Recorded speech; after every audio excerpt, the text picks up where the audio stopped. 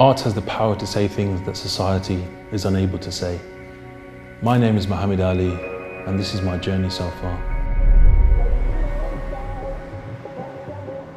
This area in Sparkbrook really is where my father had his business. He worked here at the factories. We lived just up the street here at a fish and chip shop that my mum used to run. And these streets were the safe streets that kind of really what I remember playing on, and you know, the kids on the street kicking the football around. Really at that time it wasn't very complicated, it was quite simple. We were in and out of each other's homes, whether we were talking about white kids or black, Irish families. It was a very kind of mixed space where people wouldn't really define one another by race or religion.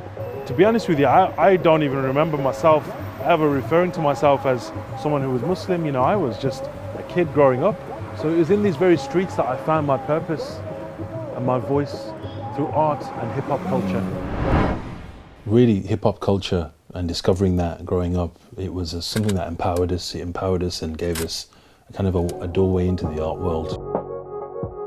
Being creative, every human being, you know, needs, and we never really had that growing up. So hip-hop culture was like a ray of light for us to kind of empower us, find our voices, and explore who we are. So we can say, yes, this is me, and this is my story.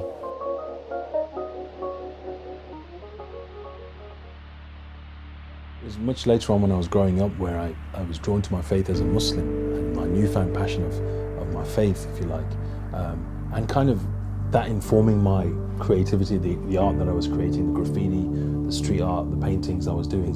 You know, I had something to say, and at that point, you know, when faith was becoming at the forefront of what I was saying, it kind of spilled out into the art I was creating, and it was about exploring who we are, how we live together, how we engage as people of faith and different background. And these elements in my life, these important elements in my life kind of came together, and it became really like, you know, who I am, and I began to travel.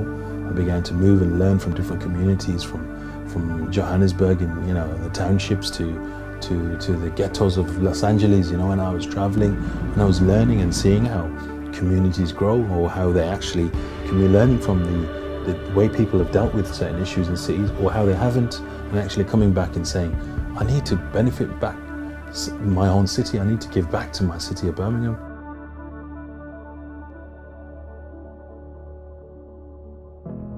See, the problem in society, there aren't those places that can actually encourage people to just connect and have conversations.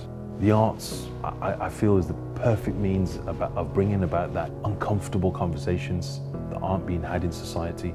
See, Birmingham is what produced me. I'm born and raised here. I feel it's a responsibility that I have to contribute to the place that made me.